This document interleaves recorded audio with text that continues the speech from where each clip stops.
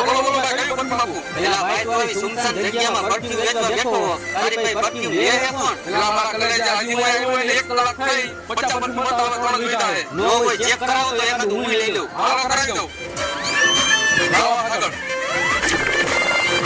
પેલા ભાઈ આની અવાજ તો બહુ બંધારી આવે આ કયું પરફ્યુમ છે આ પરસેવાનો પરફ્યુમ હે બીજો બતાવો